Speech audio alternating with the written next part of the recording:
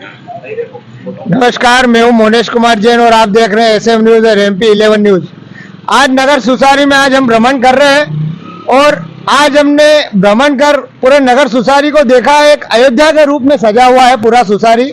और आज सर्वधर्म हिंदू समाज की बैठक रखी गई थी, जिसमें आज हमारे वरिष्ठ वक्ता हरिओम जी शर्मा भी शामिल हुए थे। इस बैठक में क्या क्या बातचीत हुई, आने वाली 22 तारीख को राम मंदिर प्रतिष्ठा महोत्सव के बारे में क्या क्या जानकारी आज हमारे हरिओम जी शर्मा बताएंगे। भैया जी जय श्री राम। जय श्री राम। भैया आज 22 तारीख को प्राण प्रतिष्ठा महोत्सव, उसके उपलक्ष्य में आज जो सर्व हिंदू समाज की बैठक रखी गई थी, उस बारे में कोई जानकारी भी? पूरे भारत में नहीं, पूरे विश्व में रामलला की प्राण प्रतिष्ठा का महोत्सव बड़े धूमधाम से मनाया जा रहा है। 500 सालों के सतत संघर्ष के बाद हिंदू समाज को राम जन्मभूमि प्राप्त हुई है और 22 जनवरी को भव्य प्राण प्रतिष्ठा होने जा रही है। तो इस आज की बैठक में ही नहीं, पूरे भारत भर के अंदर, पूरे विश्व में 22 जनवरी को दीपावली मनाई जाएगी। घर घर दीपक जलाए जाएंगे, मंदिरों में महाआरती होगी, प्रसादी होगी, भव्य शोभा यात्राएं निकाली जाएगी और पूरे विश्व के अंदर एक उत्साह का वातावरण है। और राम जन्मभूमि पर रामलला की प्राण प्रतिष्ठा के साथ ही आग्रह है कि हमारे मन मंदिर में भी रामलला की स्थापना होनी चाहिए। राम जी का मंदिर तो बन गया, अब मन को मंदिर बनाने की आवश्यकता है।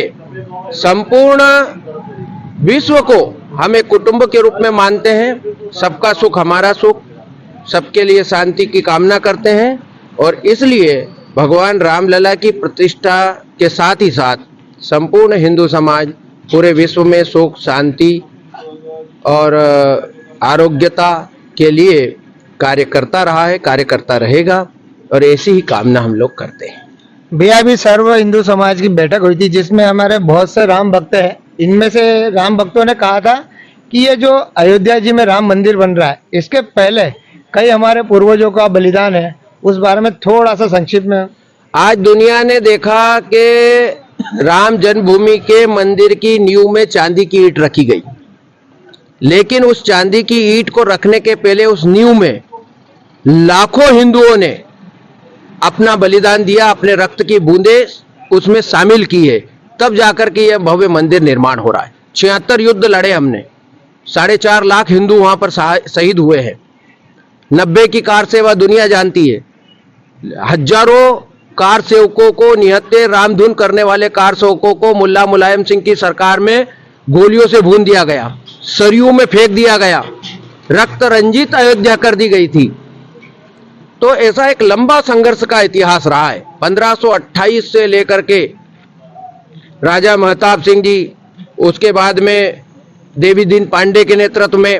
आपको एक जानकारी और दे दूं, मैं उस समय थोड़ा मेरे ध्यान से निकल गया था। 500 वर्षों के लिए एक संकल्प लिया कि हम जूता नहीं पहनेंगे, छाता नहीं लगाएंगे, सर पर पगड़ी नहीं बांधेंगे, सूर्यवंशी क्षत्रियों ने, और उस संकल्प को 500 सालों तक निभाया। अब 22 जनवरी को वे लोग अपने पैरों में जूता धारण करेंगे। तो इस संकल्प ऐसे वैसा मोने जी, ऐसे संकल्पों के साथ मंदिर का निर्माण हुआ है, ये मामूली बात नहीं है। अभी वो झारखंड की सरस्वती देवी है, 31 सालों से मौन है, अब 22 जनवरी को मौन खोलने जा रही। एक सियाराम जी गुप्ता है, 1 करोड़ रुपए उन्होंने दान में दिए। और कब दिए? जब सुप्रीम कोर्ट का फैसला नहीं आया था, उसके पहले सारी जमीन बेचकर 85 लाख रुपए इकट्ठे हुए, 15 लाख का कर्जा लेकर के उन्होंने 1 करोड़ रुपए दिए। उनसे पूछा तो उन्होंने कहा सियाराम कल रहे ना रहे, मंदिर जरूर बनेगा, इसलिए मैं आज ही दान करके चला जाता हूँ। तो ऐसे संकल्पों की शुभ परिणति है ये, उसका परिणाम है ये कि ऐसा दिव्य और भव्य मंदिर निर्माण हो रहा। और ये राम मंदिर से राष्ट्र मंदिर के निर्माण की यात्रा है। अमृत काल से जब हम 100 साल में जाएंगे ना, 2047 में, तो भारत पूरे विश्व का जगत गुरु होगा, सबसे विकसित राष्ट्र होगा, परम वैभवशाली भारत माता होगी। ये उसकी यात्रा है। भैया अभी एक चीज और है, राम भक्तों द्वारा बताई गई थी कि शिलान्यास जो सर्वप्रथम हुआ था, एक दलित समाज के भाई ने करी थी, ये सच्चाई है क्या? और पूरी थोड़ी सी जानकारी भी है। भाई अपन तो सिया राम मैं सब जग जानी में विश्वास करते हैं। जातिगत व्यवस्थाओं में इतना विश्वास नहीं रखते। आजकल क्या राजनीति में आजकल जातिगत ज्यादा हो रहा है, इसलिए मैंने पूछा आपसे। लेकिन राम जी की कृपा थी, राम जी का योग था। कामेश्वर चौपाल जी उस समय के, जिन्हें अभी दलित समुदाय कहते हैं, उससे वो बिलोंग करते हैं, और पहली ईंट शिलान्यास की उनके ही हाथों से रखी गई थी। तो भैया मेरा यही कहना है कि वर्तमान में जो राजनीति हो रही है, कोई निमंत्रण देने के बाद भी नहीं जा रहा है और कोई बिना निमंत्रण के आ रहा है, उस पर भी थोड़ी सी जानकारी। ओ हाँ, कामेश्वर चौपाल जी आज भी ट्रस्ट में है ना, राम जन्मभूमि तीर्थ क्षेत्र न्यास में कामेश्वर चौपाल जी उस ट्रस्ट के ट्रस्टी हैं अभी भी। और आपने जो न्योते की बात की, तो भाई ये तो राम जिसको चाहेगा, राम जिससे काम करवाना चाहता उसी से करवाता है। सबके भाग्य में थोड़ी नहीं है। भूत पिशाच निकट नहीं आवे, महावीर जब नाम सुनावे, तो वहां भूत पिशाचों की आवश्यकता भी नहीं है। उनके उनके कर्म है। वो तो शुरू से लेकर के हम देखते हैं, सोमनाथ के मंदिर में भी नहीं गए, उस समय भी अड़ंगे लगाए, आज भी अड़ंगे लगा रहे हैं। तो ठीक है, उनकी जाकी रही भावना जैसी, प्रभु मुहूर्त देखी तैसी।